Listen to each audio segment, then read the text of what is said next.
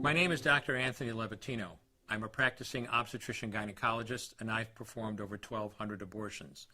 Today I'm going to describe a third trimester induced abortion, which is performed at 25 weeks to term.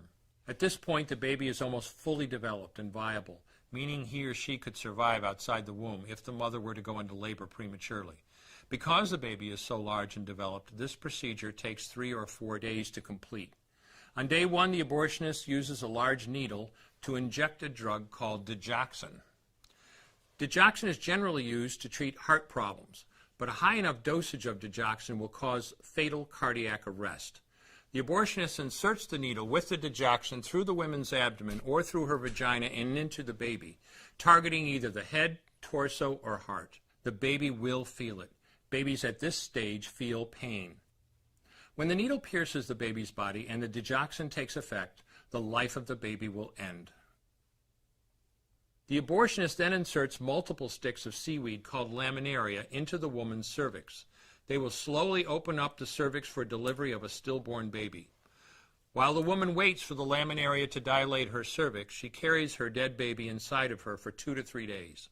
On day 2, the abortionist replaces the laminaria and may perform a second ultrasound to ensure the baby is dead.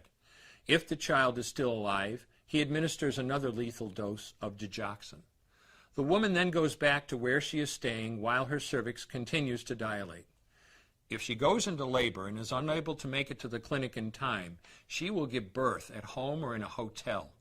In this case, she may be advised to deliver her baby into a bathroom toilet. The abortionist then comes to remove the baby and clean up. If she can make it to the clinic, she will do so during her severest contractions and deliver her dead son or daughter. If the baby does not come out whole, then the procedure becomes a D&E, a dilation and evacuation, and the abortionist uses clamps and forceps to dismember the baby, piece by piece.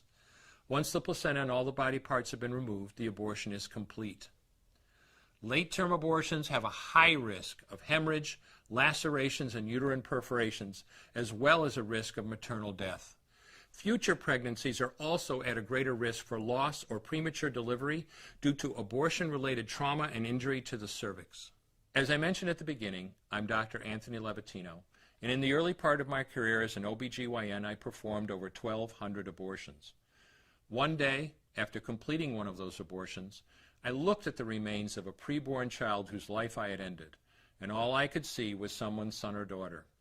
I came to realize that killing a baby at any stage of pregnancy for any reason is wrong. I want you to know today, no matter where you're at or what you've done, you can change.